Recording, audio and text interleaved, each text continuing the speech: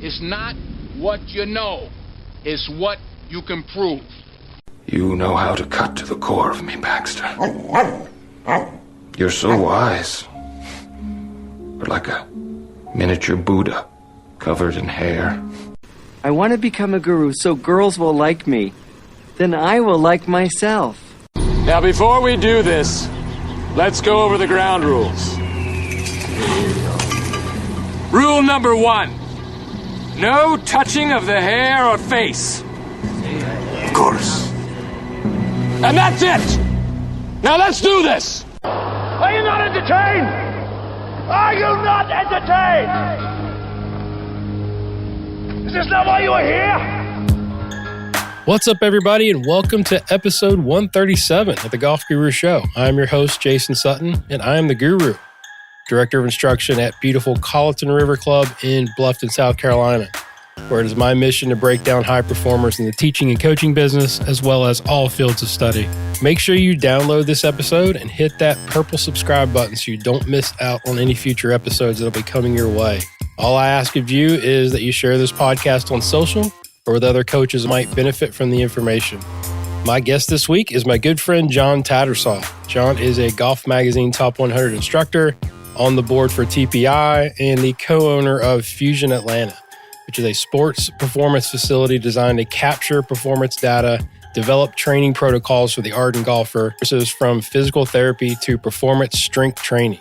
Aside from being one of the smartest guys that I've ever been around in our business, John is really good at getting his players to go fast. So in this conversation, we dig really deep into the specifics of how to create speed, how to add distance, using the ground reaction forces, of course, 3D, and then many, many more topics that I think you'll find helpful for your coaching and teaching.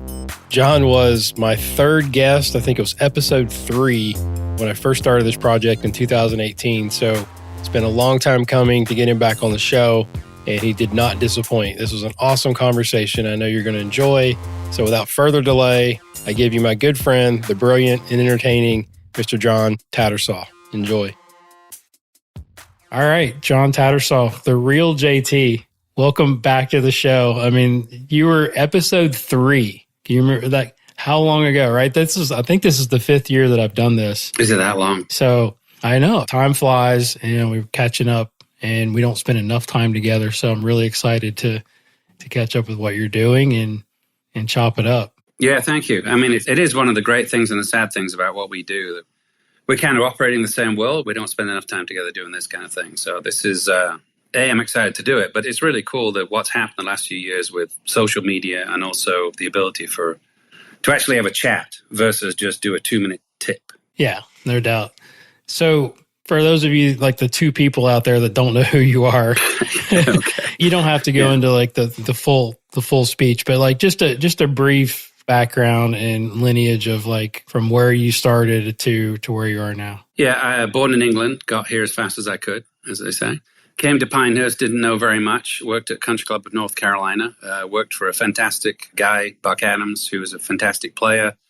Old school golf pro. He taught when he had to, but he was a fantastic player. So he knew how he did it, but didn't really know what he did. And I was nowhere near as good as him, but I wanted to play. So I was like bugging the crap out of him. And then we had a lot of corporate groups come in. So we had like Tom Pertzer show up, Tom Watson show up. A lot of great coaches come through there. So I would always go out of the shop and go watch them do what they do. And I was always fascinated that I was the only one going out there to watch.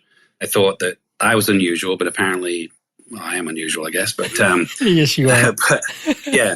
In a good way. Or awkward. Yeah, exactly. Yeah. But I was just like, there was no internet back then. There was no way you actually had to go and see people to learn anything, really. And so I was just so fascinated watching what the best did and what they said. And then that wasn't enough for me. So then I used to drive down to watch David Ledbetter teach back in the late 80s, early 90s down at Lake Nona. I knew Gregor Jameson, who was the head pro at Lake Nona. So Gregor set it up to me, go down and stand there and watch Ledbetter coach, which was, at that point, was just like, looking behind the curtain kind of thing.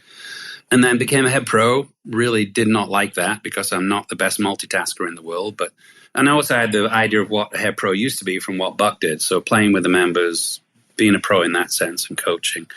And then 98, moved to Atlanta, became a full-time coach, working for a guy who was a top 100 guy at the time, Gary Smith, and got exposed to a lot of players and a lot of different things. He had an agreement with Titleist, so I went to the Titleist Performance Institute back when it was the Oceanside Test Facility in 98.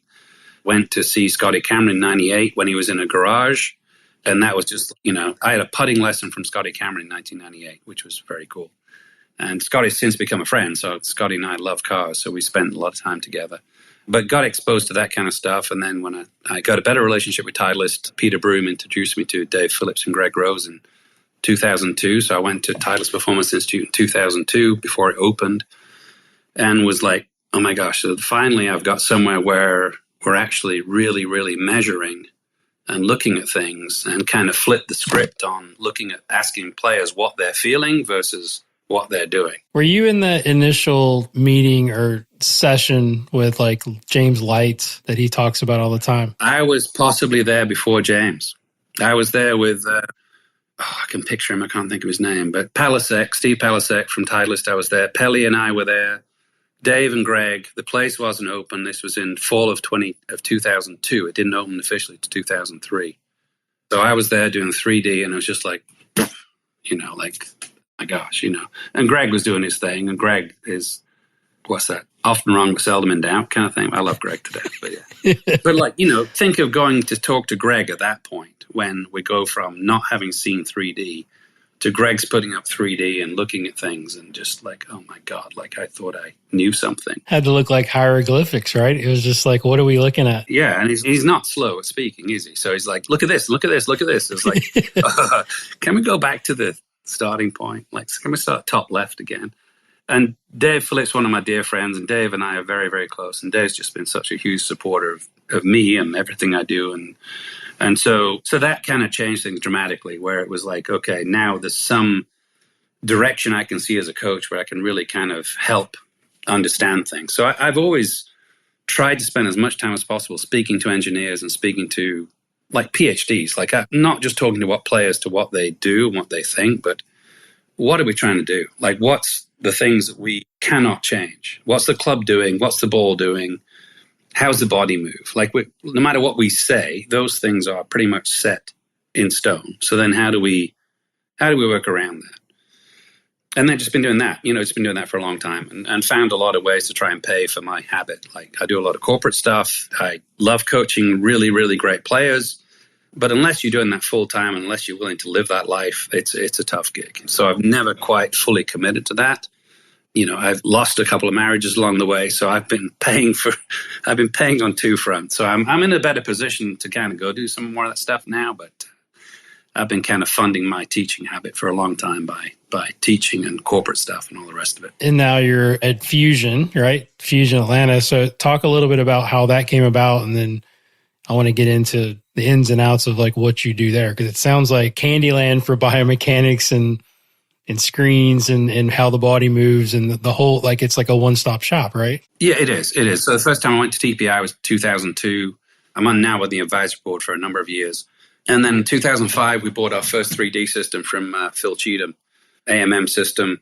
I spent time with Phil, looked at force plates with Phil on stuff back then. I did a lot of stuff where we had literally a 3D system in a suitcase and would go all over the place and test players and go to colleges and all this kind of stuff. And then people were saying, where can we come find you? Where can we come see you? We didn't have a spot. So we opened Fusion in 2007, which is a 10,000 square foot indoor facility in Buckhead. And so we have somewhere between 6 and 9 trainers, coaches, functional movement specialists, a full PT group. I have worked and probably will work again with one of the smartest PTs I've ever worked with, Brian Yee, who taught me so much about how to look at somebody move just by how they walk.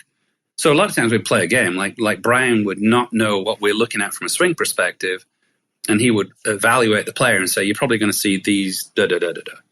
And that's how the swing's going to look. And I was used to it by then, but people are like, did you set this up earlier? Like, what were you like? Do you remember like an example of like a player that we would know? Like, I know you've had a lot of tour players come through there. Yeah, so he still works with Kuchar. He's Slocum we worked with quite a bit. He's worked with so many to this point. Nearly everybody in Atlanta he's worked with. But Kuchar was probably the one that really, still works with Brian a lot. And Kuchar was very, very stiff And he adopted, he works with Chris O'Connell, but we would help Chris with 3D stuff. Scott Stallings we've worked with, Scott Dunlap we've worked with, Stuart Sink, Roberto Castro, just anybody basically in some form of fashion. Like what's been interesting too is I would help, but I wouldn't be the main coach a lot of times. Like a number of times I was, but so I got to work with a lot of coaches and see what they did and see how they would approach it. And I was kind of just a support staff. So Mark Blackburn and I have worked together with a lot of players across the years doing different stuff. Adam Schreiber, worked with Adam quite a bit with a number of players. Like we worked with Casey Wittenberg when he was the best player on the web.com. So it's been fascinating to kind of see how different coaches approach the same problem. And looking at technically what's going to happen, that's kind of, at that level, that's kind of semi the easy part. How you get them to do it and buy into it and then coach them is the tricky part. It's kind of like what Sinclair does, right? We're just more of a consulting role, which it probably takes a lot of pressure off you, right? You're like, you don't put a bow on it. And yeah, you don't have to be the guy that delivers the main stuff, and then you learn a lot, and you get that's got to be cool to kind of see how the different coaches approach whatever. Absolutely. So you can see similar patterns a lot of times. I mean, there's only so many patterns you're going to see, really, and then you can see how a different coach would approach it, and you don't get the calls about why the wife is pissed off or any of that kind of stuff. You don't have to deal with that stuff, or why the caddy's useless and blah blah blah, all that kind of, all the stuff that it's never the player's fault. You know that. Absolutely, yeah, it's always our fault. Yeah, 100%. And so our credentials on tour are perfect. Player support. That's what we are. We have to support the player. And I like that. I like that fact. I mean, I wish I could have played that well, and I got huge respect for them, and I wish I could still play that well. And I still try and play because I don't want to be able to tell somebody what to do if I'm not trying to do it myself. Like, I think that's a bit disingenuous. So Chuck Cook, I've spent a lot of time with Chuck. Huge respect for Chuck. Like, he can golf his ball. Yeah, he can golf his ball, and he's Texan, so he doesn't think he's wrong, but I love him to death. He's great. He gives me shit because he's like, John, if you couldn't speak the way you would, nobody would listen to you. It's like, Chuck, I've dedicated my entire life to working hard at this, and you're telling me it's just because I sound English. Yeah. I always said if I had Blackburn's accent, your accent, I'd be a lot more successful, right? You guys had to hear that all the time. Yeah, probably not the case. I'm just a dumb redneck. So, well, hopefully not. It gets you in the door, but if you better be able to deliver after that. Exactly. You better have the goods. So who are you working with now? Like for you to work with, I know you're working with some players, like who's new in your stable? Yeah, no, there's a lot of guys trying to get on tour that I help. Alex Roca, I've helped this past year. Started consulting with Alex and ended up coaching him full time, not to talk badly about his coach at all, because he's the coach he was working with is great. But Alex came to me saying, I'm playing the Corn Ferry. Alex is 44. And he said, I'm not hitting it far enough. And he said, I've got to hit it further. Like, it's just not mental. I've got, like, physically, if I'm hitting it 280, I'm just not even in the ballpark. And so through a friend of mine, he said, can I come see you? So I said, absolutely. So Alex was swinging about 113 when I started with him that morning. So a little slow, but not bad. And we put him on force blades, did some stuff with him. Hour later, he's 121. So it's like, okay. Yeah. Now he's gone from 285 total to 300 in the air. And he's like, so I went to a few events with him after that. Long story short, he called his coach and said, hey, I've got him to 121. And the coach said, yeah, I'm done with you. Like, if you're going to go talk to other people, and to me, I'm like, if I'm not getting it done, I want to know what the heck I missed. But that's just me. So I was joking with Alec because he's like 44 and he's playing with 21-year-olds who are beating it past him. And I went to a couple of events with him. I said, man, you're walking different these days. Like, you're walking down the fairway, your chest is out and you're not hitting first. And he goes, what do you mean? I said, well, look where your ball is and look where these 20-some-year-olds are, It was good fun. And I tend to try and, or I don't tend to try, I tend to end up working with fairly smart players just because intellectually I want them asking me difficult questions. So I find that makes me a better coach. If I'm just saying things to them and it's complete gospel and they're not questioning anything, I'm on my phone. It's a one-sided conversation, right? Yes, yeah. And I think that makes you better as a coach. If we're both at a point whereas we don't know an answer, we're okay saying, you know what? I don't know. I honestly don't know, but I'm damn sure going to find out for you. If I can't find out, I'll get you with somebody that does know. So I think thankfully we both have enough success that you're okay saying that. Whereas a younger coach, you're like, oh my gosh, like I'm being questioned. Yeah, different place. So different place. All right, so you've got to share the goods then. Like, are you comfortable giving us deep dive into like what did you see? Because we were going to talk about ground forces. I want to talk about speed. I mean, it's the topic of the century, right? So just kind of take us through what you saw and what you guys have worked on to create that 8-9 mile per hour jump. Yeah, so that's been a long time process for me. Like I've looked at that for a long time. I've studied 3D since the mid 2000s. I have honestly lost tour players in the late 2000s, guys that have subsequently won on tour, that did one on Corn Ferry with me, that I lost because I was trying to get them faster. Like I am coaching a lot of college players. So you see what college players are at, and you know what's coming. So I find it disingenuous to tell a guy that's on tour swinging at 109 that, oh, you're perfect, you're good. I'm like, no, nothing to worry about. So I've lost tour players that have not gotten faster or didn't want to push it because you have to accept there is some dispersion issues that are going to kick in if you're trying to hit it harder. So I've done 3D, I've done functional movement, I've studied literally thousands of golfers at this point functionally, and I've looked at 3D on probably thousands of golfers too. So 2D, 3D, and your eyes are basically history to me. They're not showing me anything that's happening ahead of time. Of all the things I've looked at, really, really good force plates are the first things that have showed me ahead of time what's happening. And so force precedes motion. So now we can see where the force is going on really good force plates. What are you using, just like technology-wise? GASP. Okay, good. Yeah, so one of the guys that I used to coach, Blake Stark, who's now coaching, bought the force plate. So I've spent hundreds of thousands of dollars on technology. So Blake said, and Blake's probably going to listen to this, but Blake said, hey, I'm thinking about force plates. I said, great idea, Blake. You should buy them. And so I said, you can do all my testing, you can do all my player testing, but yeah, go buy them. I think it'd be great. So he spent $50,000 on force plates, which is phenomenal. And he's like, I need to know what I need to know to get the player better. And Blake is much more the scientist. Let me go into the studying. So sometimes when he's testing, he's like, okay, Blake, let's go. And he's like, no, I got to do this, which is perfect because it's a perfect blend of you need someone who's going to take the time to do it properly. If you're going to measure, you got to do it right. If you don't do it right, it's pointless. So the GASP force plates are phenomenal. I'm sure, like everything, it's going to come down in price, but they're the best I've seen so far. That's what Lights is using, I think, right now too. Like probably, I think it is. Yeah. Mark Blackburn's got those. Mark's got them. Yeah. Steve Gould is the guy that developed the tech, or he took the force plates from medical world, basically. Or, for a while I left Titleist and went to Nike, and they had a phenomenal lab up there, but they didn't know what they were doing. But they had you need dual force plates. You need them set in the ground to be correct. So pressure pads, waste of time. All right, so get into what you did. What did you do with your player? So there are three basic torques that I look at. So horizontal torque is like a merry-go-round. Frontal plane torque is like a Ferris wheel. And then sagittal plane is like forward bend, backward bend.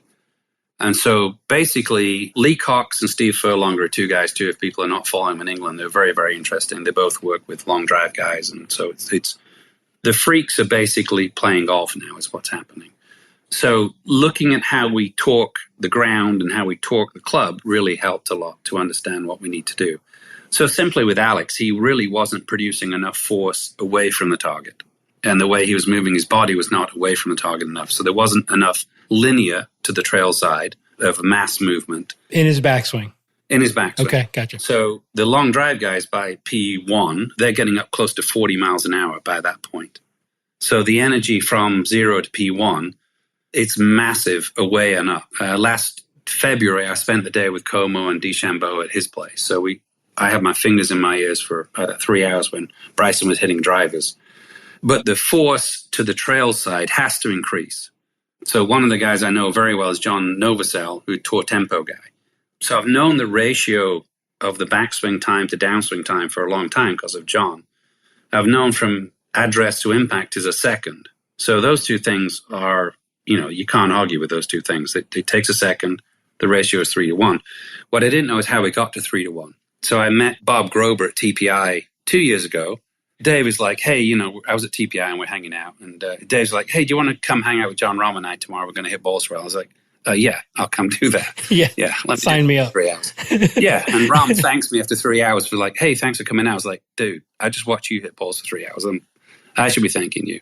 And then he goes, hey, this guy coming tomorrow, Bob Grobe, he's a little kind of out there, like he's super smart, but like, do you want to come talk to him? I was like, sure, yeah. If he's interesting enough for you two to talk to him, for Greg and Dave to talk to him, I'm in.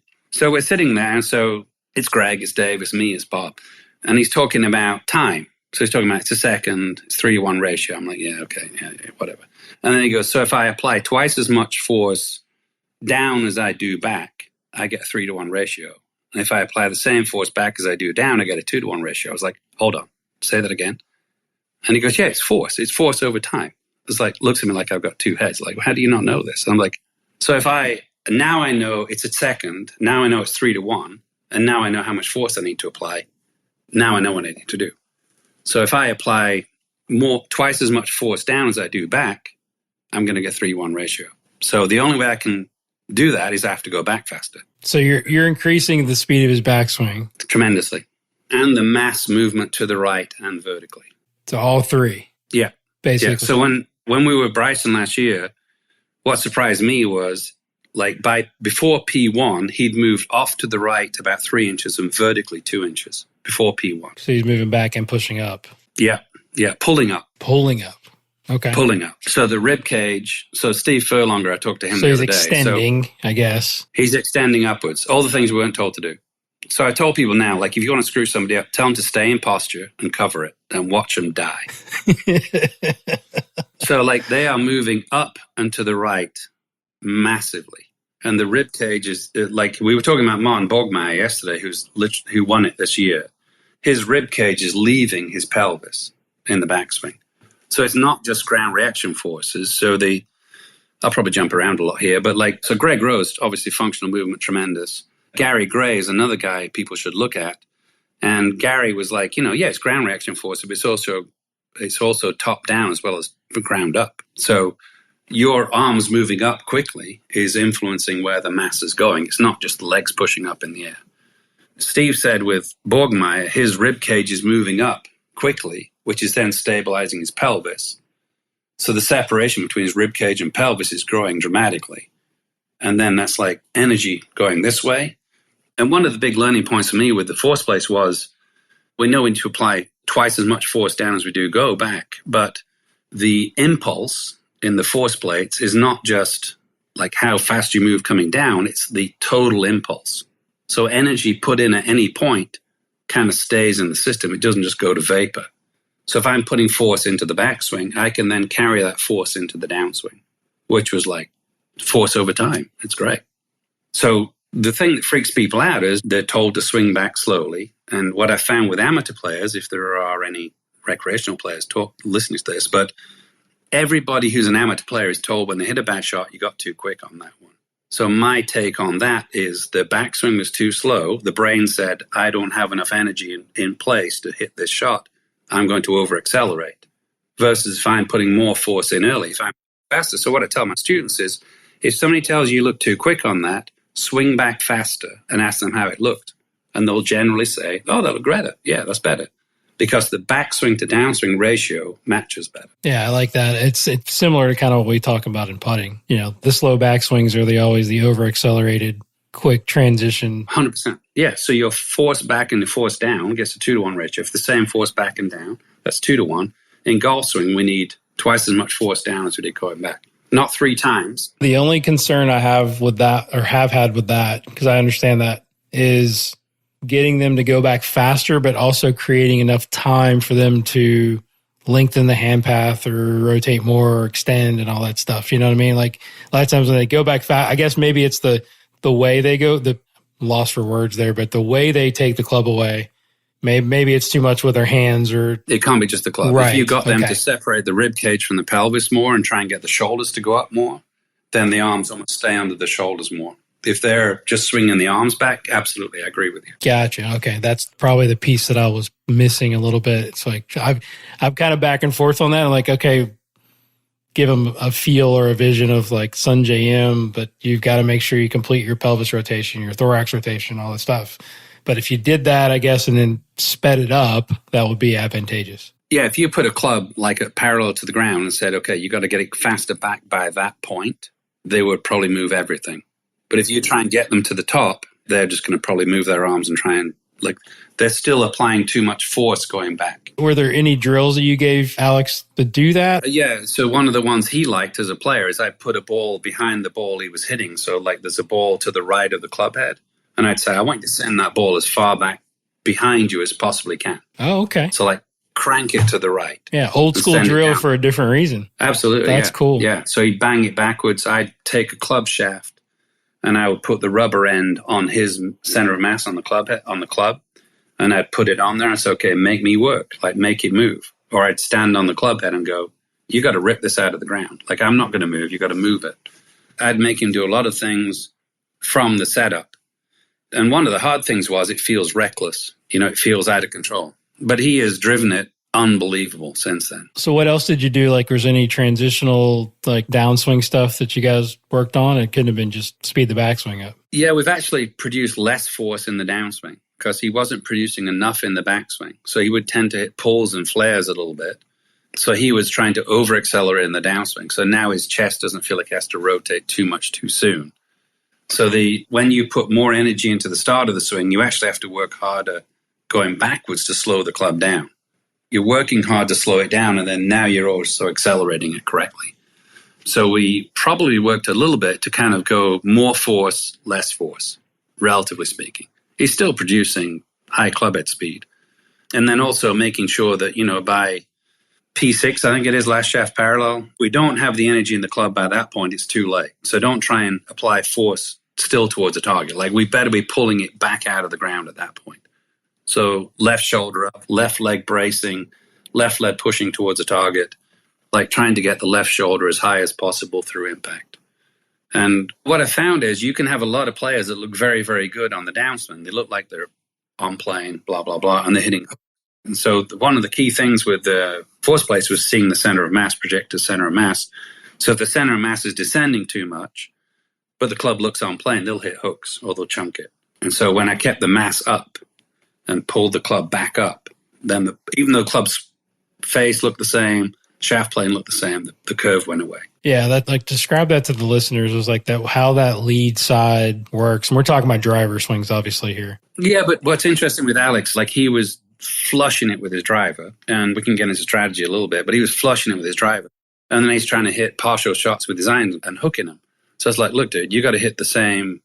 You got to try and hit the same thing. You're descending too far and too long. Like, you're chasing it, you're hitting down, you're flighting it, blah, blah, blah. And just let the force of the club is going too far towards the target. So in the downswing, if the shaft looks on plane, the mass of the golf club is not going to come back up plane. It's going to run off you to the right. So you better do something to make it work up and in. And he wasn't. He was trying to, like, stay on top of it, chase it down the line, all that kind of stuff. So hold it off. Hold it off, yeah. And, like, the mass is always going to pass the force. So the best players in the club flip it. They just flip it at the right time. So there's nothing I've seen conclusive yet with slowing down the rate of rotation and showing that you're going to produce better results. So there may be, I haven't just seen it yet. So if I know the clubs rotate, and I know there's no correlation between fairways hit, greens hit, and rate of rotation, then I don't want to mess that point was going that direction. I know the mass is going to pass the force, which is in the handle. So how do I make the handle work in such a way that it passes later? So for people out there, it's like, how do I make the left side as long as possible? Not rotational away from because horizontal force, which is the merry-go-round, that's not the most effective force. Tour level players have generally got a good blend of horizontal and Ferris wheel, frontal plane. But if they're going to get more, like we were told, to rotate the body if you're hooking it too much, because that'll slow down it doesn't. It doesn't do that because that's not a very effective force. So when I started doing stuff on force plates, I had a lot of players that I wanted to drive the ball better because I'm predisposed to speed. Their frontal plane torque was very high, but also their horizontal plane torque was very high as well. Whereas players that I hadn't coached, that I was now testing, their horizontal plane torque was high. They were doing the good job of turning, very high frontal plane torque, and they weren't as good a ball striker. So what's the best way to slow the face down? Pull on the grip incredibly hard towards you. Pull them more up and towards you? Okay, gotcha. Yeah, try and take your left hip out with the grip and try and get your left shoulder up in your ear. And to do that, if you're trying to lift your body off the ground, your feet are going to push into the ground.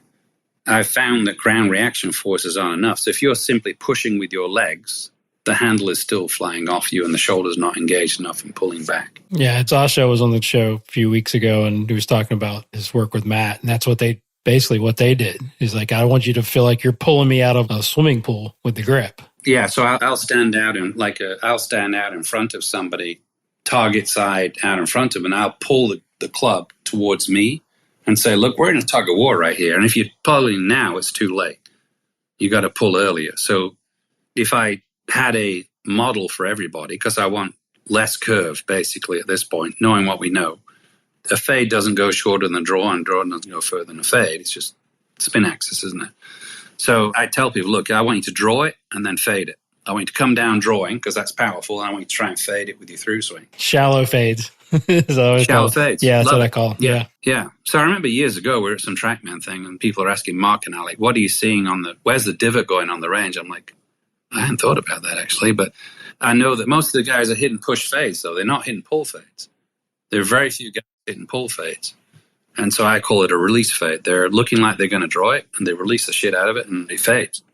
Now I understand what they're doing. Yeah, it kind of falls to the right. It falls to the right. Yeah, it goes a long way straight and then just kind of, falls to the right. Spin axis. Love it. That's basic with Alex. We got more energy in the system earlier and got him comfortable being reckless. Yeah, that's probably the hardest sell, right? Is like, you got to go and then find it later and then find that playing speed. Correct. Yeah, I mean, you've been out there with good players. I mean, when I'm with them, I'm like, look, if you're between clubs, I don't want you hitting the easy one. I want you hitting the harder one. And the problem is, like, I love the stat stuff. So if you want to go there, I love that stuff. Yeah, but, that's actually on my list. Yeah, there's always outliers. Everybody has a story. Everybody's got like, well, what about? I said, yeah, there's outliers. But my job is to make you the casino, not the gambler. Exactly, yeah. You want to be the house. Yeah, you want to be the house. The house always wins in the end. So talk about stats. What are your, like, on your website, you talk about how you use stats to help your players. Innova Golf? Is that a new thing? Yeah, that's a Swedish player, tour player, Thomas Peterson, very good player, was a very good ball striker. Like a lot of guys, he was a very good ball striker, so he went at more pins, and didn't keep his tour card. So he invented a stat program using strokes gained. Thomas has been great. I've now talked quite a bit so Scott Fawcett, if people are not following Scott Fawcett, then they've got a hole in the head. Right. Big Scott fan, or his information for sure. Tremendous. Yeah. Lou Stagner, I've talked to Lou quite a bit recently, and great. Fantastic. Lou was telling me they have 550 million shots gathered by Arcos. ShotLink has got 110 million. So just fantastic. So like telling tour players and college players, look, you don't have to make birdie with wedge in your hand. Like, don't try and make birdie. Like, I'd like you to, but don't try to make birdie. And don't talk to people in the grill afterwards, because they're just going to, Yeah, I can't believe I made par from 100 yards. Like, what a... Yeah, what a loser. Yeah, exactly. Oh, you're a top player, yeah. So talk about some misconceptions, and like, what do you look at? I mean, this is a really interesting segue, I think, because it's important. It can help average golfers and also pros out there. Yeah, unbelievable. Yeah, so like today I played, and like I had a 5-iron in my hand. And Melissa, the girl I was playing with, she's trying to play on tour. I had a 5-iron in my hand, and I hit a great shot, hit it on the green.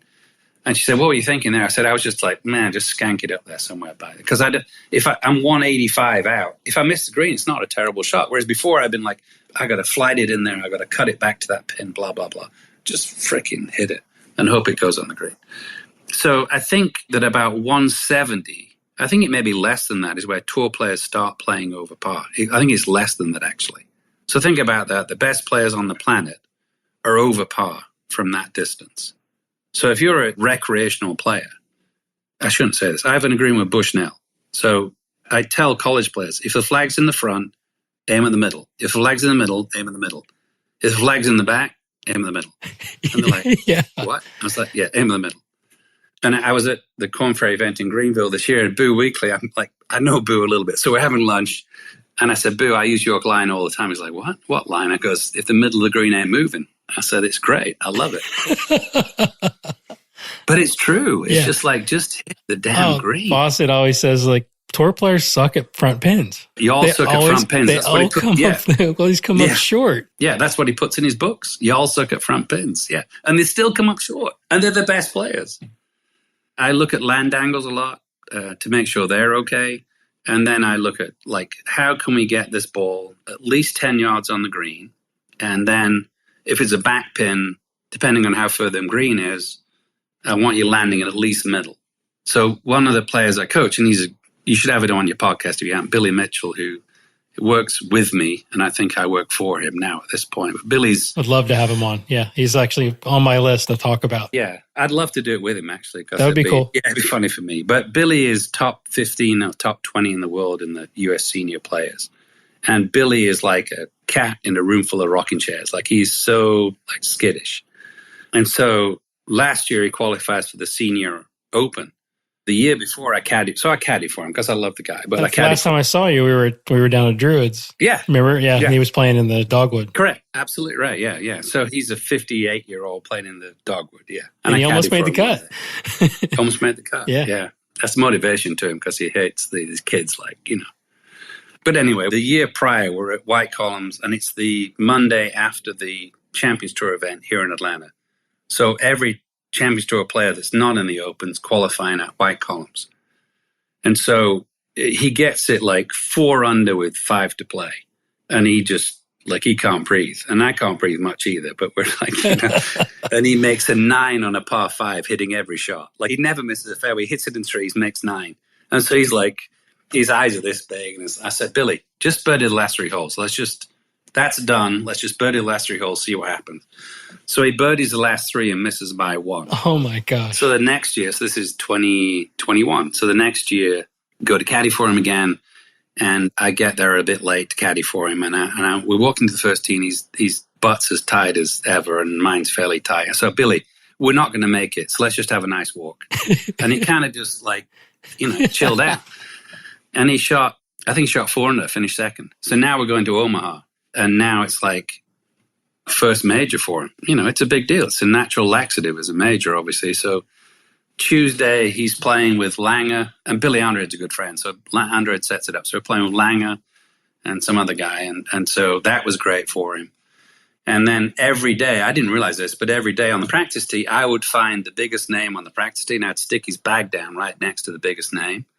And he's like, what are you doing? I was like, look, we're going to be nervous. So let's let's get it over with. Let's practice nervous. Let's practice nervous. You hit it great. Let's see that they're not any different from how you are. So he makes the cut, and Sunday we're playing with Marco Mira, who couldn't have been nicer, just fantastic. And Billy, apparently, I didn't know this, goes and talks to Amira prior to the round. Billy Andrade texted him the night before and said, hey, Mark, you're playing with one of my friends, have a good time kind of thing. And Billy goes up to him and goes, I'll try and stay out of your way today, Mr. O'Meara. And O'Meara's like, Billy, we shot the same score. we're on the same. we're at the same thing. So we had a great time. But the point of the story is, Wednesday, we were going to do, Monday we played 9, Tuesday we played 18, Wednesday we're going to play 9. 7 holes into it on Wednesday, I'm like, I can play an 18 today because you have not got your shit together. And I was like, you're giving me too many numbers. I just can't deal with this. I was like, because it was elevation change. It was hot. It was windy. And I'm giving him front, pin, back, blah, blah, blah. And he's like, I just can't do this. So I said, okay. So I went to the CVS. I got highlighting pens. I said, look, if it's on the front, I'm giving you front plus 10. If it's in the middle or the back, I'm giving you front plus 20. That's it. We're not doing any other numbers. And that's what we did all week. And it just kind of chilled him out because he can hit the ball. He's really good. And one of the things I tell these younger players is the best players I've worked with, under stress, they hit really good, boring shots. They don't hit phenomenal shots every time. They hit really good, boring shots. And that's what it kind of freed him up to be able to hit those really good, boring shots. So we hit a lot of greens. Could he hit it closer? Absolutely. But he made the cut. He was low amateur. And, it was on the green on 18 on Sunday with Furyk and all that good stuff. And so, because looking at stats is great, but then when you're actually out there with players and they're panicking times 10, yeah. But I think understanding, not that we're teaching anything with tour averages, but it's understanding, managing your expectations, I think is crucial. I had a kid that texted me a couple nights ago, just played okay. It wasn't, it was a pretty good tournament. It wasn't its best, but he's like, I didn't hit it inside 15 feet enough. And I'm like, wait, hold on a second. I said, what do you think the average proximity of the hole is for a PGA Tour? And he's like, I don't know, maybe 16 feet. Yeah. I go, try 37. Okay. So I'm more worried with the fact that you had 5 3-putts. Okay. That's a problem. Okay. And we were 4 shots out of the top 5. He goes, oh, I didn't realize that. I'm like, dude, like you don't have a clue. Yeah, correct. Yeah, but stress is an interesting thing, isn't it? I mean, like it literally, your name's Jason Sutton, but under stress you might be, I'm not sure. I might be wrong. Yeah, so I've been fortunate to spend time with Dick Coop, Bob Rotella, Gio Valiante with different players, and nothing against them, but I've learned more from looking at stats and acceptance. All the things they told me, but being able to see tons of data to understand, you know what, they're not just saying, because when you talk about it, it sounds like you're being defeatist. Like, I want to be the best ball striker. I want to be the guy that people watch hit balls on the range.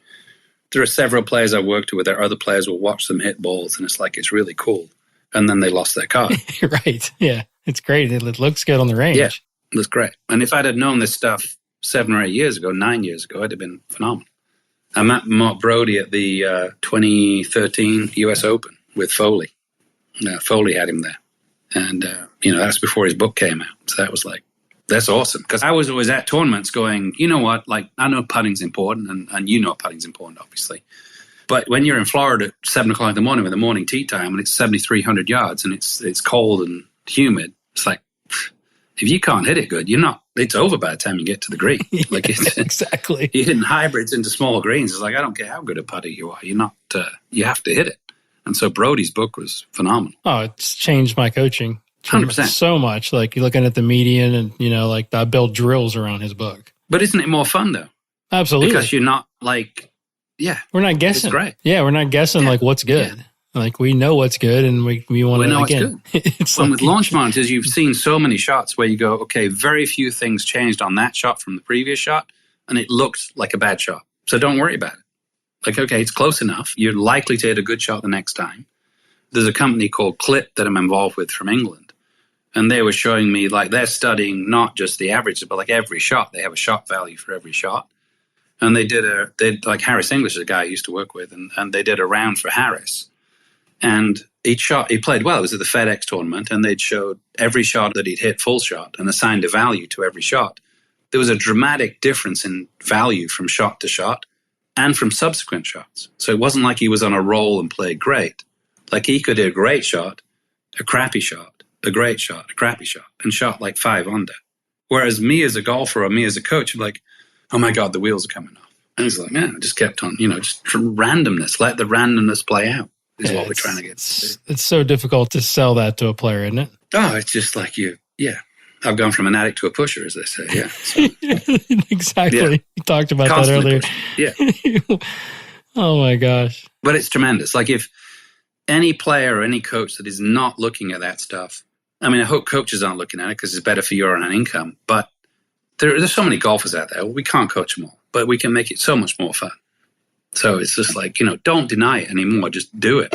Just put your ego aside and do it. What's the most misconception or misconceived stat do you think golfers look at? I think there's a lot around putting. Like, I think that you got to get it to the hole is one that I would say don't.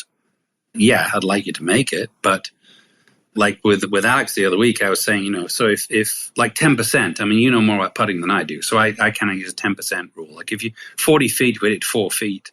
You've gained on shots gained if you do that. So 4 feet could be short, could be left, right, or long. So that's an 8-foot circle. A miss is a miss is a miss. A miss is a miss is a miss. That's all I say. But I don't care. Yeah, but miss it closer. So, and when you look at the length of a golf ball, when you roll a golf ball, like one revolution, which is way less than 1 mile per hour, how far that actually rolls. And then you understand how close you have to be on mile per hour ball speed for putting, which I've looked at a lot from launch monitors. It's pretty incredible. People just have no clue on distance control. So I think that's one. And then proximity has to be the other, quite frankly, on how. And the players that are really good, they are not aiming at pins a lot of times. Like, they are deliberately aiming away from pins because they understand, whether they knew it or whether instinctively they knew it, they are thinking about their shot pattern. And what I found is that if you can try and just produce the same swing every time, there is a big variation in that swing. So don't try and do anything sexy on every shot, because then you have a pattern that has a dispersion to it, and now you're trying to put, you're trying to hit a low, whatever. Think of the narrative that people have said, that we've all said. I'm just going to flight it in there and take it to that tree and cut it to the right. Well, that's another shot pattern. So now you have a shot pattern that's not great, and then you introduce another shot pattern. And then you get pissed off because you didn't do it. Yeah, I'm glad you said that, because I'm on that side of what Scott talks about. I call it the falling out of bed shot. 10% of the time, unless there's something in the way, like I want my players to have the information to play it the other direction, but you don't need to do it. No, you don't need to do it. And I say to them, look, if you're hitting 18 greens around, then let's get into really passing it down on how we hit it closer. But come to me first of all and hitting 18 greens around. One of the kids I looked at last night, the Ohio State just won an event out in California, and he played well. He didn't play well the last round, but he shot 3 under one round. He shot 2 under one round. He had his proximity in the 2 under round was better than the 3 under round. The 3 under round, his greens regulation was higher. So you could come off the 3 under round, hitting more greens but not hitting as close, kind of semi-grumpy, but you actually shot one shot less. Yeah, exactly. There's so many other little factors. Yeah. So let's be semi-grumpy, hitting more greens. Yeah, exactly. Because they're going to be grumpy. They're going to be grumpy. So where do you want them grumpy? Yeah, my kid hit 16 greens, and he was just talking about how he didn't hit enough inside of 15 feet. Yeah. Great. Well done. You just kind of nod your head and go, yeah, it's awesome. Yeah, great. Keep working on those touch drills. Yeah. Stop 3-putting. Yeah, get the superintendent to put the pin in the right spot. The one thing I want to do is actually, I've talked about this a few times, and Dick Coop told me this years ago with, who was he working with? His name was a Volcano on tour. I'll remember it in a minute. But he said that he came to work with him one day. It was a Monday at Chapel Hill, the Governor's Town Club, I think there, or Governor's Club in Chapel Hill. The course was closed, but he got dispensation to go play. So there's no pins in there. So they're he's out there with him. And so he's just we'll just hit the middle of the green. We don't know where it is. Just and he made 7 birdies. Yeah, there you go. Yeah. Unbelievable. If we could all have that randomness. Mindset. Randomly, exactly.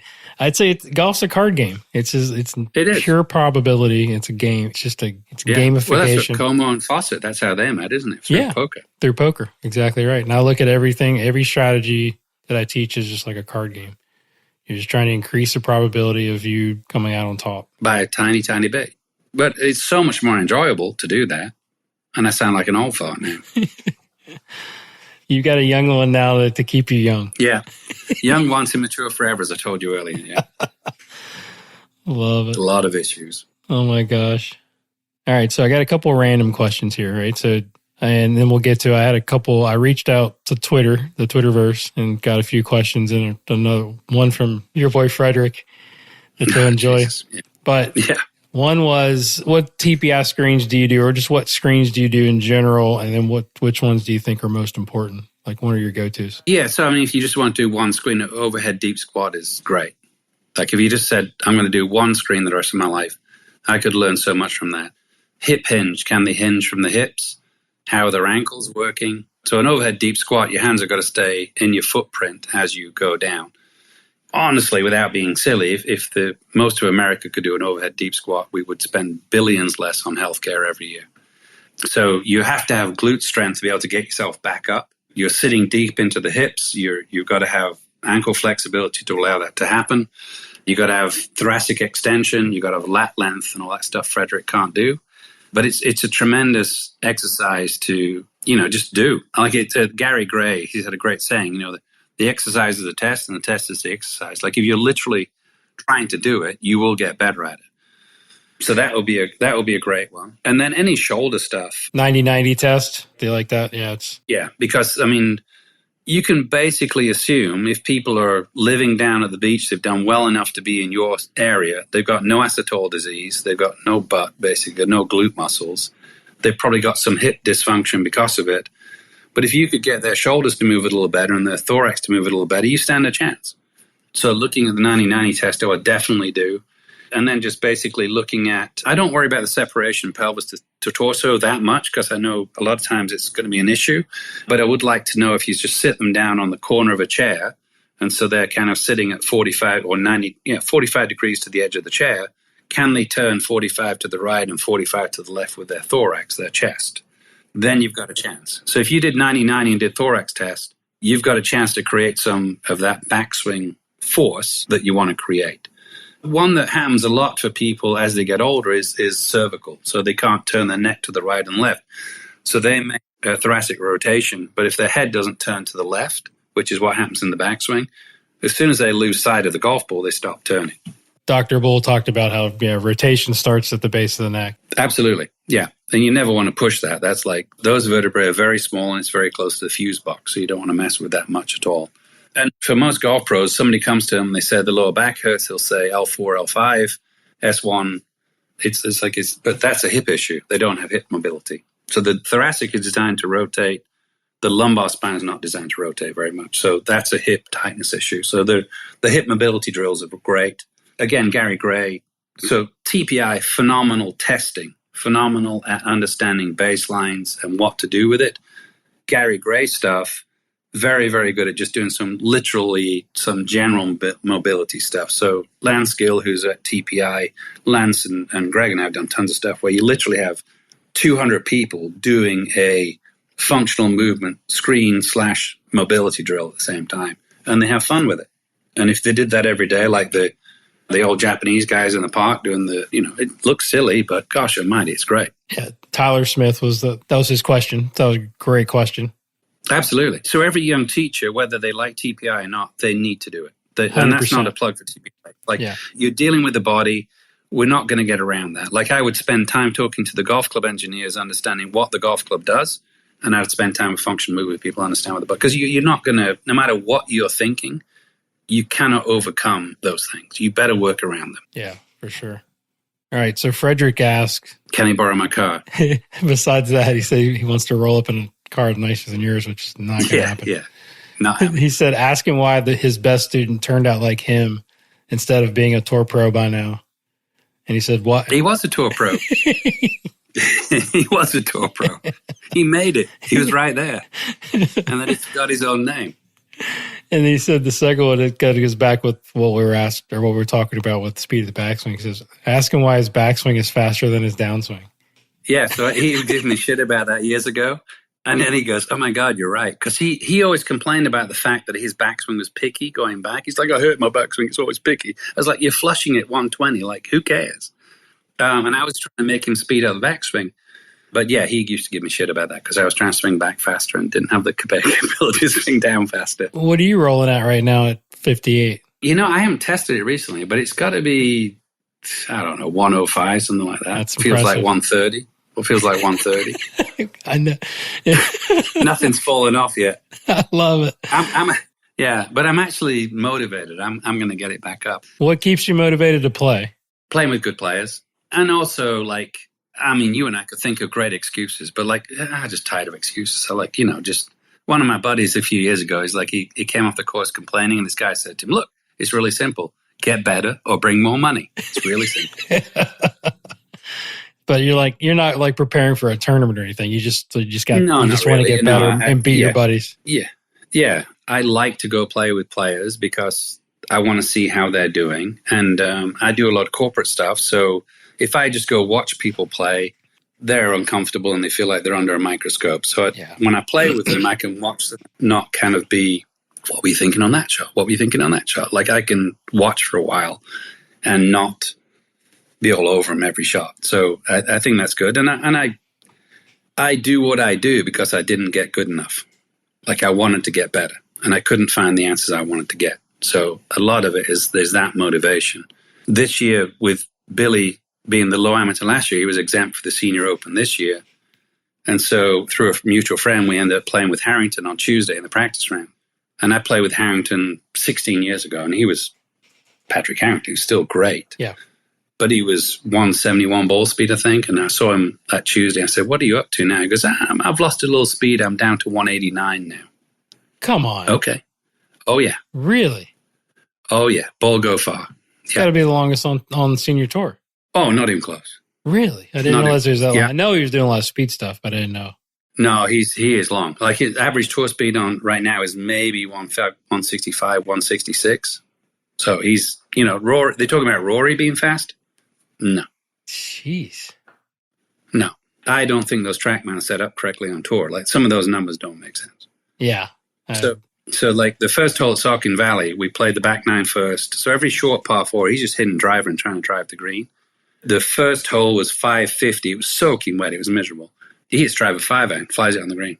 230 out. So Ronan, his caddy, I've known Ronan a little bit just through, and so I'm standing there. Like, so I'm caddying for Billy. I'm next to Patrick and Ronan most of the time because Billy's hit already. So I'm like, okay, I'm scooting up to see what they're doing. And it's 234. So Ronan's like, you think 4 or 5? And Patrick's like, I'll hit 5. Jeez. Yeah. That's crazy. Yeah. And then it's like full on, like but the 3 aggressive practice swings. There's no kind of like going easy. It's like rip. Yeah. Every time. Yeah. And he won that tournament. He'll be like Tom Watson, like probably pop up and compete, at an Open Championship or something out of nowhere. Well, I'll tell you, nobody else is listening, but I've actually got to help Tom a little bit with yeah, exactly. I've got to help Tom a little bit with speed stuff, which has been pretty fascinating. I had a conversation with him. I said, like, when you were playing, like, how fast were you? And this gives you a glimpse into what makes great players great. So this is just last year I was talking to him. And he said, well, in 1982, I was using a Tony Penna TP whatever driver, 43 3/4 inches, Dynamic Gold X100 shaft, D5 swing weight, and I was 116 miles an hour. I was like, that's impressive. Wow. That you remember what the club was. Yeah. And I said, if you're 116 back in 1982 with that length club and that weight, that's like 121, 122 now. Yeah. He goes, yeah, well, I was top 5. I was top 5 in driving distance. I was like, okay. Yeah, he wasn't short. Not at all. Definitely not wasn't short. Yeah, and so a lot of the stuff that I saw him do now, after looking at force plates, full-on frontal plane torque, like high hands, shift off the ball, thoracic extension, high finish, obviously rotation, but the legs were working underneath him beautifully. There wasn't massive up and down going on. So very impressive. That is one of the things, actually, that I get a bit grumpy about when I'm looking at a lot of guys online, showing how, you go up to the top and then you descend down onto your left leg and your left shoulder goes lower and then you pull out of the ground. It's like, dude, average person, it's a quarter second. If they descend that much, it looks like Mike Myers going behind that couch in the movie where he's going to, there's no coming back up. And they confuse pressure with mass. Like the players don't get their mass forwards. Their mass is back, their pressure is forwards. So they're looking at pressure plates, seeing a spike in pressure, saying, look how much the player's on the left leg. They're not on the left leg. So what's the relationship have to be with the pressure and the mass? Like early transition? Pressure's always outside the mass. Yeah, I know that. But I mean, like, how close? Like, because the big thing now is like getting on top of the ball, which I get. Like, decreasing some of the right bend, I think, is advantageous as long as there's rotation, because obviously back pain and so forth. But yeah, I would say, though, so we see right side bends. This is where 3D is interesting, but force plates are better. So we see right side bend. What I would tell somebody is that's left side stretch. That's not right side bend. Okay. Never thought of it like that. So if you're right side bending, you are crushing the lower right lumbar. If you're stretching the right side, if my left side is higher, I am in a right side bend right now, but I haven't bent my right side. Gotcha. Okay. And when you're looking at force production, the left leg is pushing way more than the right leg is pushing. So the left leg pushing sort of, if the golf ball is 12 o'clock and the target is 6 o'clock, they're pushing sort of, depending on the angle of the left foot, 10, 11 o'clock-ish. Yeah. That shoots the left shoulder back enough. Yeah. If the mass is too far forward, if the mass gets close to the pressure, then your ability to create rotation goes down dramatically. And force, obviously, right? Because speed. Correct. You'd have to have more force to produce rotation at that point. Yeah. Yeah. I'm seeing a lot of that. Obviously, with our older clients, is the the center of mass gets forward, down and forward. Absolutely, early transition and then like in the impact, and like they're wondering why they don't hit it anywhere. They look, no chance. Look like turtles, as I call them. Yes.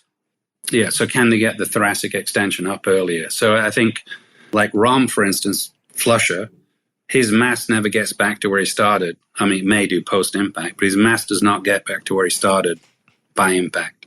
So his mass moves to the right, pressure goes left, think about your mass. You have more weight from our pelvis upwards than we do our lower body down. Right. So the pelvis could be forwards, but the center of mass is to the right.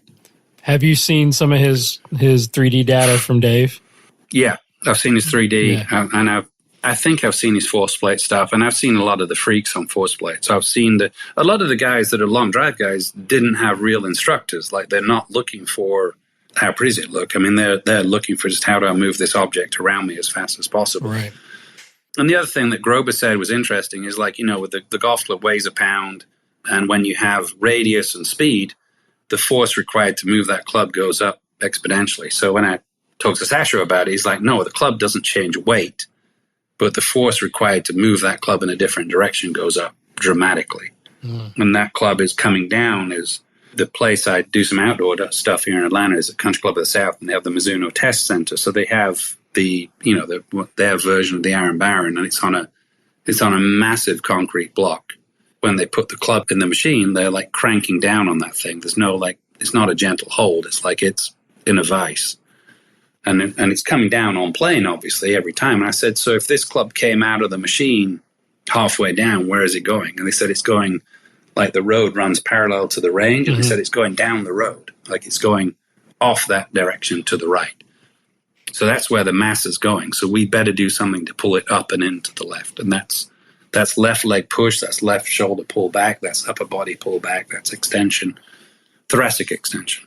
I steal one from Dr. Kwan as far as the lead side, and I say just like running backwards is what he always says. Yep. It's basically like a defensive back. Change direction. Backpedaling is kind of how I teach that lead side stuff. Love it. Some of the longest players I've ever hit could do a standing backflip. Wow. Think about that. Yeah, So think of the force required to go backwards like that. Justin James, if you've seen video of Justin James, he literally is swinging 155 miles an hour. Greg sent me some video a couple of years ago, and his feet start like wherever. His feet are back behind him. So, like, the idea of staying, like, your butt back is terrible, because that, if you try and push your butt back, sagittal plane is looking from down the line. Mm-hmm. So if you try and push your butt back, now your head, all your mass is pitching forward. So that's a steepener. Mm-hmm. So Justin James' butt's going back, but his entire body is going back. Like, he's jumping away from the golf ball as the club is pulling him towards the ball. So he's pulling on that grip incredibly. I think they had him recently. They got the gas force plates at TPI now, and they had him there a few months ago, and he pushed into the ground 634 pounds or something like that. Like, just... That's stupid. Yeah.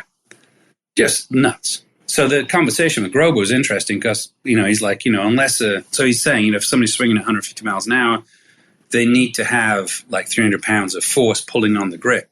And Greg's like, that's interesting because I know if the long drive guys can't deadlift 300, they're not going to make it.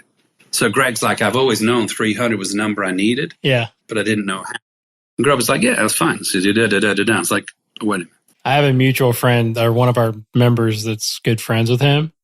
And I've heard his name come up, and it's like, I would love, hopefully we'll get an introduction, but yeah, you'd love it. Yeah, he's love great. to get him on the podcast. I don't know. Yeah, just kind of like, just, I mean, the conversation I had was like, hey, how are you? And that was it. It's like, just, I'm not sure I'm smart enough to be in that room to like ask the questions, but I'd figure out somebody that could ask him. But I think I'm fairly smart, and I had Dave and I weren't saying much. Greg and Grober are just like going back and forth. I'm like, yes, perfect. Yeah, your math's right on point there. I think that's excellent. No idea. That's great. Yeah. So that's fantastic because it let us know what capacity we need. What are we trying to do? Yeah, for sure. Get that benchmark. Yeah, it's awesome. Funny. It's funny how some of the measurements or the data that we get, we're like, oh wow, we actually were pretty close to what we were teaching. We just were doing it based on like a lot of trial and error. Absolutely. And now we have some quantitative, data to like back it up and go, okay, well, I wasn't too far off. No, I mean, you're a scientist. You just may not be able to do the studies, but that's what we're doing. Exactly. So, I mean, one of the things I said years ago, biomechanists, they are able to measure. We as coaches have the instincts to know what to measure. So we need both of us. Yeah, we need both of us. Let's just like dig into like an error detection correction situation, right? So what I'm dealing with every day with let's say, average golfers, older clientele, multiple injuries, how are you going about getting them to shallow the club? How would you explain it? How would you, kind of go soup to nuts as far as like you're explaining to them why do you think it happens? Why do they not shallow it? Exactly. And then how would you teach them? Yeah. So one thing I think a lot of people do that screw up is they're trying to shallow the arm plane too much. The shoulder plane or the turning of the shoulders when it's happening, how much is happening is not correct. Their arms are going into their body too much. The body's moving in towards the golf ball too much. We're talking about 4.5. Okay, gotcha. Okay. Yeah. Or sometimes in the backswing, honestly, with a lot of players that don't. Yeah. Like if you put them on notice, like this golf club, when you start moving, it's going to pull you towards the ball. Like be ready. So a lot of times I'll stand behind them and push them towards the ball. So I'm like, if I'm an annoying brother pushing you towards the ball, what are you going to do? So I say to them, look, the best players don't have better reactions than you. Your reactions are within a few milliseconds of the best athletes in the world. They have anticipation. They know what's about to happen. You don't. They've done it thousands of times. So they know that golf club is pulling them towards the ball every time. And it doesn't do it once in a while. It does it every time. And the faster you swing it, the more it pulls you. So you better be ready for it. And so what a lot of people, I think, do, and this is where I think golf pros are guilty of it, when we're not used to looking at the body by doing TPI stuff for so long, what I try and tell people is when you come into the surgery, you've got a cut on your finger and you're gripping your heart. I don't care about your cut on your finger. I'm like, why are you gripping your heart right now? Like, what's the biggest issue you've got right now? Okay. So I'm trying to look at what's affecting the movement of that golf club. I know the golf club's not moving correctly, but where's that coming from? So I'm trying to pull it back from there. Is the body encroaching on what's going on? Are you trying to turn too early? Are you trying to turn too much in a flat spin? Did you not load appropriately going back? So if you didn't load appropriately going back, you can try and over torque in the downswing. And a lot of people then look at golf swing and go, I'm coming over the top of it. Well, that's the last thing that moves is the golf club. The golf club is the last indicator of what's going on. So how do I see what the other indicators are prior to that point? So if I can get the shoulders to work on more of a frontal plane, more of a tailbone move, cervical staying steady, side-side motion, tilt right, tilt left, I generally don't get too much outward torque. So I try and create much more frontal plane torque than horizontal plane torque. Because I know it's a shallower, and I know it's generally more powerful. So that's more linear? You're talking about side to side tailbone linear. As opposed to rotation? Yeah. Really? Yeah. So I tell people rotation happens. So if you've got a mass out in front of you and you're trying to move to the side, that mass is going to pull you over. You're not going to let it pull you over. So you're going to counterbalance that mass by rotation. How do you create depth of the hand path if they don't have it? I check their shoulders and see what their thoracic is and see if they can do it. I would allow their pelvis to rotate more in the backswing. Okay. That's what I do. Yes, but if I push somebody, what I would do is I'd do two things. Like I'd push you towards your backswing. So then you'd go, I'm not going to fall over. Then I'd rotate. And then in the actual swing, I would push them towards the target. So now they have to activate the motion to the trail leg. Okay. What do you do if you see the body is moving reasonably well? Yeah. And then the club's still pitching out in front of them and their hands are out in front of them. Is there any time where you actually train their hands and arms to do it? Yeah, so definitely right arm structure. So generally from looking at 3D so much, most recreational golfers overbend their right arm. So that's why it looks so steep on 2D video, because the right elbow is too bent and then that pitches the club out. The elbow's behind the shirt center line. Yeah. Then the hand is out too far. Right shoulder's internal. So that for the listeners. That's what he's demonstrating, which was this. We should start doing video. So exactly. So if I could push the handle away from their body as much as possible, like Steve Stricker, I say Stricker's a great model for most people. Width is a definitely friend for most average golfers. Yeah. Less wrist hinge. So people are trying to create too much lag. Lag's an illusion. It depends on how much forearm rotation you've got. So if I can have some forearm rotation and radius, generally I don't have to worry too much about shallowing. The thing that is annoying with a lot of players is they're trying to then get the arms behind the body. So it looks better on video and they could run out and catch it. It's like a waste of time. I'd rather you hit hard pulls from there. Gotcha. So if they functionally can't move very well, let's freaking come over and let's get the face shot and hit some hard pulls. At least you can play. We're not playing on video. If you make it look better on video and you can see it land and you got bad eyesight, that's not a good thing. Okay. I'm with you. So a lot of times we're like, we're putting the wrist in flexion. We're trying to get the elbow in front of them. They can't do that. And the arm is narrow. So then it's like, okay, it looks over the top. Let's try and get the head laid down behind them. Waste of time. Absolute waste of time. Yeah, I was going to say, like, if you can't get somebody to externally rotate that right shoulder, like, what do you Problemo. do? Yeah, how do you just got to leave them sort of wide and steep and manage something at the bottom? The face. Okay, shut the face. Try and shut the crap out of the face. Yeah. Pull cuts. Okay. Pull cuts. Yeah. But the other thing is, a lot of times people don't realize. So we say shoulder turn, but what I tell them is, look, you got two shoulders and your thorax is turning. So you got right arm retraction and you got left arm protraction.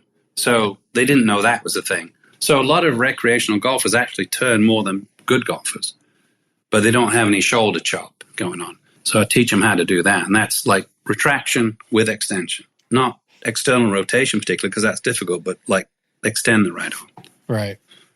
And it just feels freaky because they don't feel like they gain any power but then you got radius and you got hand travel then, so you do get power, but it's just a different way of creating power. But one thing I do for fairly good golfers, and it freaks out bad golfers, is try and stand, you've heard it said many times, you can't stand too close to it. And I never really got that till I started looking at force place data. The best players their toes are pushing toward the ball so much, their body is going backwards. Justin James would be an extreme example. So they're creating space on the downswing. Until they start hitting it out of the hosel. Yeah, but they'll only do that a few times. Go quick. Oh, I love it. I was thinking about this today. It's like I don't teach anymore. I try and do skill acquisition. So explain the difference. Well, teaching, you're just trying to go, okay, let's just, you're coming over the top, Mr. Havacam. Let's let's get the face, whatever. It's like, look, we understand a few things you're doing wrong. Let's get better at changing those few things and then help them along the process to understand you are going to hit shitty shots. Like you are going to hit bad shots, but I'm here with you and I'm going to help you acquire those skills. So you will be, I tell people, don't use consistency and golf in the same sentence because that's never happening. Amen. If I can get you better at a higher level, you'll still be grumpy, but you're shooting better scores than you were. But you're semi-pissed off, but you're still, like, in the back of your mind, you kind of know, yeah, I'm actually better than I was, but I still like to be grumpy. And people will come in and go, if I just shoot in the 70s, I'll be happy. Go, no, you won't. No. Some of the most go shoot in the 60s. That's right. Yeah, so it's like, you're always going to be unhappy. It's just a question of, do you actually enjoy the fact you can hit better golf shots? So there are only a few things people do wrong, usually. And so if we can get them better at those skills and keep going down that path, they're truly going to have some success at some point. But as you know, as a coach, it's difficult, isn't it? It is. It is. Yeah. They don't call you when they're playing well. No. And that's what I always say. The best time to get in front of your coach is when you're hitting it good. Yeah. Do they do it? No, never. No. So you can get, figure out what you're doing well. Yeah, Frederick. What's your pattern? Yeah. What's your pattern that works for you the best? Yeah. What he always says to me is, dude, I figured it out. I was like, okay. That's the kiss of death. Yeah. No. He does what I'm telling him today. He goes, dude, I figured it out. This is what I got to do. I was like, sounds like my son. Yeah. It's like usually I'll tell him something 3 days later. He's like, oh, I got this. Let's figured it out. I'm like, yeah, that's kind of what I said. Yeah. Except different. Yeah. You did this, not this. Yeah. Yeah. It's all right. We're all the same. Absolutely. All right. So I got a deep question for you. We talked a little bit before we recorded. We were talking about us as categorizing ourselves as high performers, I guess. But complacency, right? It's like, there's a balance. And so one of the questions that I'm always pondering is, where's the line between embracing imperfection versus striving for excellence? Good question. Like, what are your thoughts on that? Yeah. So the answer now might be different from next week, but I do enjoy that aspirational struggle. I am getting better accepting that I'm not going to succeed all the time, but I am not going to stop having the aspirational struggle. I think I'm finding more enjoyment in that struggle now than I was. So it was a massive source of frustration, but now I'm understanding that's the actual game. And some of the stuff I've been reading I really enjoy is the Ryan Holloway stuff, I think it is. Yeah. Ego is the enemy and that kind of stuff. Obstacles away. Obstacle away. Like like if you're never going to get there, then you may as well enjoy where you are. And then you may get there. But if you're only happy, because we've had success, but then you realize that, like, you and I, we get a call from somebody who just shot the best round or won a tournament, whatever. And the next call is somebody who's bitching at you about something. Right. So it's like, okay, I am trying to get players to fail at a higher level. So personally, I'm trying to fail at a higher level. I'm trying to get my skills better. I'm trying to get my acceptance better. And I enjoy drinking, but I'm not an alcoholic. But one of my friends is an alcoholic. And it was very interesting because he was telling me like how the Alcoholics Anonymous works. And the person that invented it was an alcoholic. And they said, I don't feel like I'm achieving anything to his wife, like I'm failing. And the wife said, you may be, but you're not drinking anymore. So now we're in a situation where we understand the issue. We don't quite have the answer. By trying to help others, we're actually helping ourselves. So that's kind of where I am with it all. But I'm still chasing that sumbitch so hard, but I'm a little better with where I am. Yeah, I think it's the way I look at it as well is just we're looking at it from a different lens than we did 10, 15 years ago, right? Correct. We're a different being, we're a different person. And I think I shared with you, and I'm not afraid to share it on the podcast. It's like the fear of almost enjoying success, right? Because yes, that something could be around the corner. That's kind of where I'm at. Yeah. It's like, almost feeling a little bit lazy is the fact that like I'm not getting after it as much as I used to, right? But there's a balance. There's a balance to that. But I think there's goodness in the fact that you're taking that time of solitude or reflection to then recognize something quicker. So you don't have to be switched on all the time, but you can recognize it very quickly now when you see something. And, like we're around a lot of people with money and they're like, man, money doesn't really matter. I said, yeah, to you. It doesn't matter to you because you have money. Right. But when you don't have money, money matters. But I understand what they're saying. Like if you took money off the table as the issue and focused on what you needed to do, you would be better. But, when you're struggling, you don't have time to reflect like that. So I think we're at a point where we can kind of sit back sort of metaphorically and kind of survey things a little bit. But I guarantee if you see something with a player or an opportunity or whatever, you are like laser focused because now you know what you're looking at. How many opportunities did you and I have years ago that we didn't recognize it? Oh, so many. So many. Yeah, that's so funny that you say that because it's like, now that I'm working with, a few tour players here and there and things that I'm enjoying doing, I would have handled so much differently 10, 15 years ago and I would have screwed it up, right? It's like, 100%. Yeah, so it's just like, and because I've had that question from, mentees say, hey, what's the difference? Because they saw me teach 150 mini tour guys that didn't succeed. They're like, well, what's the difference now? And I'm like, I'm looking at it through a different lens. I've sort of learned from my mistakes and I'm more patient with some of the decisions that I make. Even though I'm thinking a million miles an hour, I don't necessarily let it come out of my mouth. Right. And it's a different deal, right?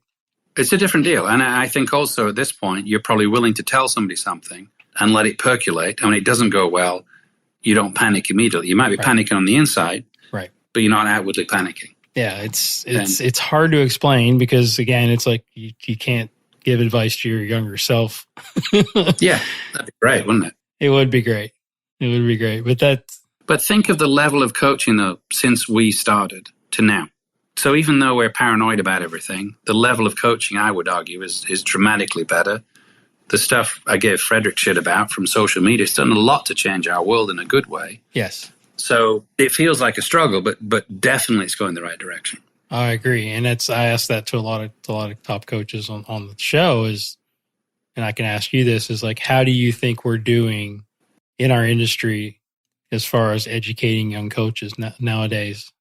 And then what advice would you give to young coaches getting into the business now, or not even young coaches, but just coaches in general that want to get better or have that gene? Yeah, I gave a lesson to a lawyer today, and we were talking about stuff, and he said that he was talking to his client, and he said I could just get on the internet and Googled it. And he goes, the client's like, you're Googling what advice you're going to give me. He goes, yeah, but I know where to look. I like so that. Everything's out there, isn't it? Yeah. Like everything's there. Yeah. It's like literally on our computers. Every coach out there now, I got in my car, my Honda Civic in Pinehurst, and drove my ass down to Orlando on my days off to watch David Lebetter coach. I don't have to do that now. So it's right there. Yeah. But where to look? Where to look? I think you need to ask questions. I think you need to find somebody like you who has the time now and be willing to give. I'm volunteering your time, which is very nice. Thank you so much. I appreciate that. I don't have as much as you think. No, still none of us do. None of us do. But you know, like, hell, if we just get on the phone call with somebody, like, but I do it all the time, and I'm happy to do that. I mean, I joke about it, but it's an honor for me to like get asked to do that. Absolutely, and we did it. And what shocked me when I started getting more success is I would ask coaches questions, and they would be more than willing to help. Guys that I would have been afraid to speak to before. So the information is everywhere, but how do we then find things that appeal to us? Test them. Like, if you want to know, like, why do I still try and play? Because I go and get my ass on a range and try and hit golf balls and figure out, does that make sense or not? Mm-hmm. So I'm trying to test what works. So test it on yourself if it works on yourself. And when coaches ask me, can I come watch your coach? I said, sure you can, but I'd rather give you a lesson. Because if I give you a lesson, that will stimulate more questions than if you're just watching me. So it's all there. Like, it's all, literally, everything we know about golf is probably on your computer. But what's your opinion? Like, what would you tell somebody when they come to you? You can't just blah it all out to them. You have to have an assessment, a beginning, an end, and then they've got to go out the door with something. So how do you get from that point to that point? Yeah, and that's where the experience comes in, right? I mean, you got to be able to, you got to do it a lot, and then again, like you said, pay attention, as I say, observe yourself. What are the mistakes you're making? Because that's the difficult part. The self-awareness, I think, is often lost in young folks nowadays. Ego is the enemy. Very difficult. Yeah, it is. I tell you, one of the things that really helped me was, like, first time we did a program together, we're teaching in a clinic. And that really will make you better, because when you have 15 people and you have to tell somebody something, leave them, give them a task, come back to them, observe them, you better be switched on. Yeah. If you've got an hour with one-on-one person, you can't make them better, you need to be in a different business. Yeah, exactly. Get better or bring more money. But if you're in a clinic and you have 4 or 5 people, I love it now. It's great. It's entertaining, because one-on-one with somebody, I'm like, bored. Yeah. Yeah. I had 9, but if it's like 4 or 5 people, like, I've got to be like, I had 9 ladies this morning in a clinic. God bless you. Yeah. And I think R.I.P. Miss Rader that taught me how to be entertaining and get out in front of a group. And I was the loudest person I had the whole range looking at me. Right. And the ladies are excited and they're getting after it. And it's like, that's invaluable. And not everybody, I think, can do that without training and, like, experience. Correct. But the misconception is in our industry, which is terrible, 9 ladies coming to a clinic are not going to learn as much as one-on-one. That is dead wrong. Ladies learn better in a group situation. And if you tell somebody something, they have to tell it to somebody else, and they have to hear it a different way, they are going to learn more. So I think we need to do a better job of that in our industry. And the ladies generally will be much better coming to a golf lesson with a friend. It's intimidating. Yeah, it is. You and I going to a coach to take a lesson is intimidating. And we know what the hell we're doing. Right. Exactly. Make it as friendly as possible. Make it as open as possible. Don't make it where it's like, oh my God, can you believe somebody asked that question? No, dumbass. Go do something you don't know and see how it feels. I remember, who is the guy at Georgia that's the great educator of teachers? Yeah, Paul Shemp. Paul Shemp, yeah. He told a great story years ago how one of his friends, a great tennis coach, was teaching, like, a great tennis player. So he's teaching this guy. And the guy goes, hey, I'm retiring. My wife wants to learn how to play. Can you give her a lesson? So this tennis coach is like, I'm a freaking great tennis coach. I don't want to teach some lady how to play tennis. So he says he gives her a lesson. He does that. He's telling her all this stuff, and she's struggling. Halfway through the lesson, and she comes up to him and says, gives him the tennis racket back and says, thank you for teaching me that I can't play tennis. Mm. And this guy said, I went from feeling like I am just the hot shit to, like, I am the worst human in the world. Like, I just failed at the ultimate level of trying to get somebody involved in the game. Yeah. And that struck me of, like, do you really want to be that coach who just wants to show somebody how much they don't know? No, No, you don't want to be that guy.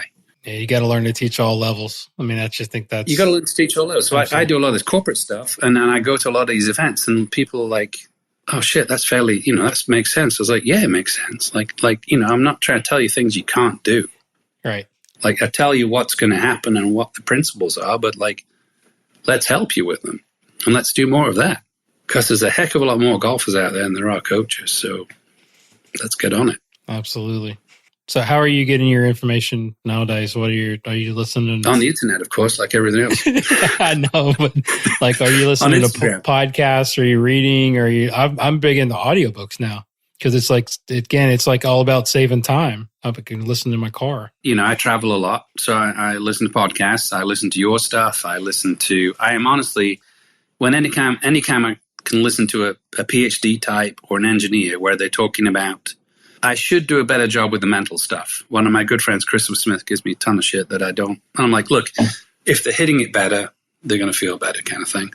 So that's my mental training. But I've spent time with all the great psychologists, so I kind of understand that stuff, but I'm always trying to understand technically what's happening. Because if I understand that, I can hopefully, if they're hitting it better, they'll find solutions. So I talk to engineers a lot. I talk to the PhD types. I'm talking to Dave and Greg a lot.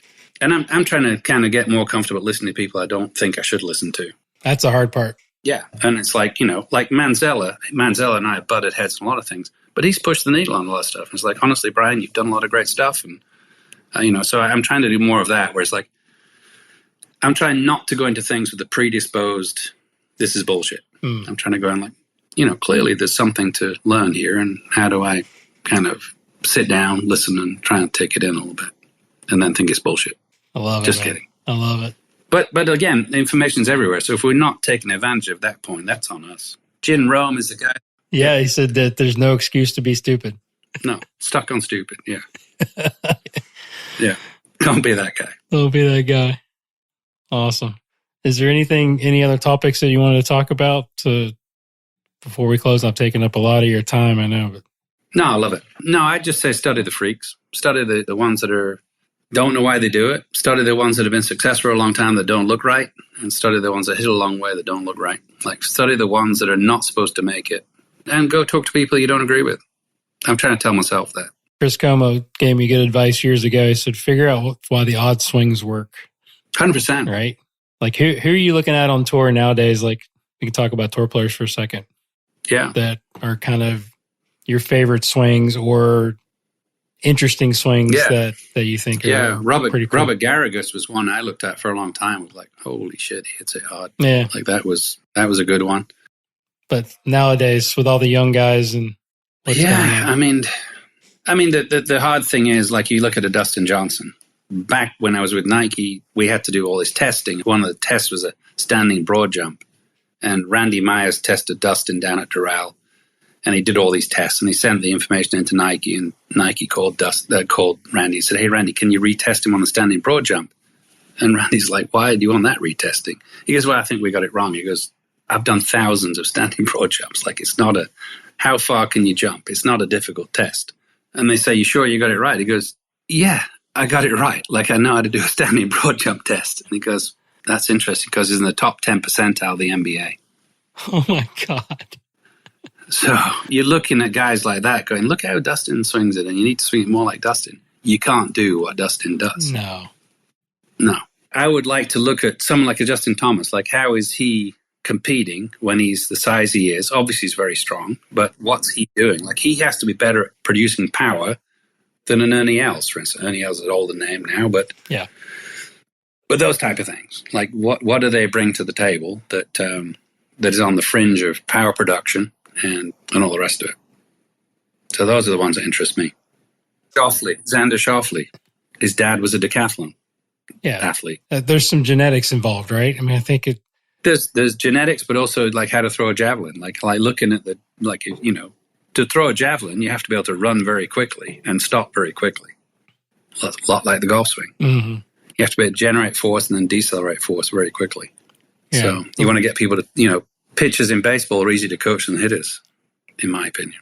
The little guys are, pretty amazing. What you see out there now, it's like you don't have to be 6'5", 6'4" to move it.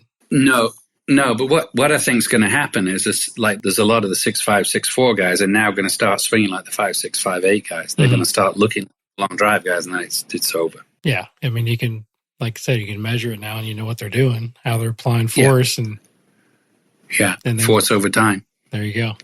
Love it. Yeah. So Kwan stuff is great. Like, if people are not watching Dr. Kwan, watch Dr. Kwan, Sasha McKenzie, great. Yeah. I love what Kwan does with the rope. Like, how good is that? Like, how many people can you get on a practice day swinging a rope? Nobody. 50. Yeah. No, but I mean, you could do a clinic. Yeah, absolutely. Yeah, absolutely. I think it's great. Yeah. How many does it? Exactly right. Nobody, but that would be great. Yeah. Shout out to Mark Grace is doing a school next February. Give him a little plug. Him and Robbie Fales and Sean Kennedy, and they're having Kwan and Dr. Bull and who else? And the man. That's insane. Billy Mitchell and I. Yeah. So yeah, you guys. And after lunch, we're probably speaking during lunch. That's when we'll be speaking. So I hope to go to that. I'm going to coach camp next week as well to support I can't do that. Andrews. I'm getting some track time next week. Track time? Oh yeah, for seat time. Your driving addiction. Yeah. The other thing that I heard was interesting. Steve Furlong, I was talking to him today. So Martin Borgmeyer, what's his shaft flex? He's working with John Sinclair. So Martin Borgmeyer, 155 club speed. What's his shaft flex, do you think? Regular. I don't know. I have no idea. I was just ladies. Shut up. Yeah. Really? This that shaft that they're using, it's incredibly flexible, but it has very, very tight torsion. Oh my gosh. So think about that. Like, how wrong were we on that? Not you, but like. Yeah, I saw him, John, post something the other day of them working together. I had no idea. That's cool. Yeah. Like, how about thinking outside the box there? Like 150 mile an hour club speed, he's going, okay, he's swinging the ladies shaft. I'll have to ask him about that next week when I see him. He's presenting at Coach Camp. Yeah, great. Like, so apparently with the way that the sails work, what they were saying was you can have a sail bend forward and backwards. You cannot have it twist because the wind would not work. So their fibers are so tight that they can have very, very flexible with limited torque. Is it the TPT or whatever that shaft? Yeah. That's what it is. Right. Yeah. Wow. Yeah. So, crazy. Future.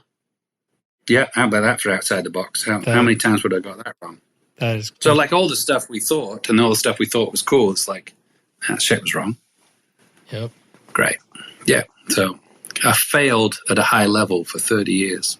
So haven't I. I'm approaching that. Yeah. Crazy. Be saying you're younger than me. I'm a little bit younger. Not too much. You'll always be older than me. Yeah. Age is just a number, man. Don't worry about it. Yeah, absolutely. Okay, good. Well, dude, all right. This was fantastic. Thank you so much for coming on. And tremendous honor. Thank you for having me. We need to do it more often. I'll listen to it. Don't know if anybody else will, but I'll listen to it. So any parting thoughts, any asks of the audience, anything you want to close with? I'm happy to help anybody that's out there. I hope when they ask, I can actually help them. Like, I'd love to do something with you, for instance, where we just do this and have a call in and like, it makes me better as a coach if I'm challenged as a coach. So I would love to do more things like that. And I'd love to do more things where people are asking questions of me that I was afraid to ask of people before that, which I would have asked and made me better. So it challenges us as coaches, I think. So for sure. No great parting shots, no words of wisdom really, apart from just like freaking try and get out there and do it. There you go. Your second billboard. Yep, exactly. Yeah. Get you out there more. Yeah. You have done more videos in the last year that I've seen you. I have, yeah. Frederick's given me a bunch of shit. I know he's pushing you. Yeah, so. but like, you know, and this is a question for you. Like, I just find it interesting where you're dealing with a client who's paying you money to come there, and I find that a bit kind of a private environment, old school maybe, but like the idea of then posting that and sending it out is a bit weird to me. But I think a lot of people would find benefit in doing it. I think more people are willing to do that than ever. But if that's of interest to people, let me know. Yeah. Well, here's the way I handle it, right? So a high profile client, you know, a tour player or whatever, I always ask them before I post. Yeah. I always get their permission. And I've had a couple say no just because they don't want their other coach or somebody to like not to see it, to Yeah, understand, but I always ask. The kids love it. Yeah. I've had kids that actually get mad at me for not posting their videos. Yeah, that is because I use it more as a recruiting tool for them than anything else. Like, it's not for me. It's more like I'm getting more DMs from coaches, like college coaches, about my kids that see them on Instagram, because that's the way they recruit now. That is a massive sea change, absolutely, in what we do. Yeah, that's where it's a different mindset for me. I've had the same issue. Like, players have asked me, like, why aren't you posting my stuff? I was like, I honestly just thought you'd find it uncomfortable or something. But they've grown up with phones. I mean, you got to change that. Yeah, like I said, you got so much more to share, and I love watching your stuff. And well, I'll try and keep it up. Appreciate that. Thanks, brother. Thank you, my man. What's up, everyone? Guru back here again with a couple of things before you jump off. First, big thank you to John for coming back on the show and sharing his insights on golf instruction and coaching you're going to be able to use on your lesson tee. Go ahead and give him a follow on Instagram and Twitter at Tattersall Golf. And then give me a follow and reach out on Twitter or Instagram at Golf Guru TV. That is Golf Guru TV if you want to follow me on Soch. Also, check out my website at golfgurutv.net, where you can find videos, articles, and more information on my teaching and coaching. And if you have a question or comment, just hit me up on the DM. That's the easiest way to go. Music on this episode was brought to you by Kevin MacLeod and Zach Mullet. And then also a big shout out to Joel North for his incredible production on this episode. And as I leave you with RIP Jim Rohn, study, practice, teach, and then pass it on. Thanks for listening. I'll talk to you next time.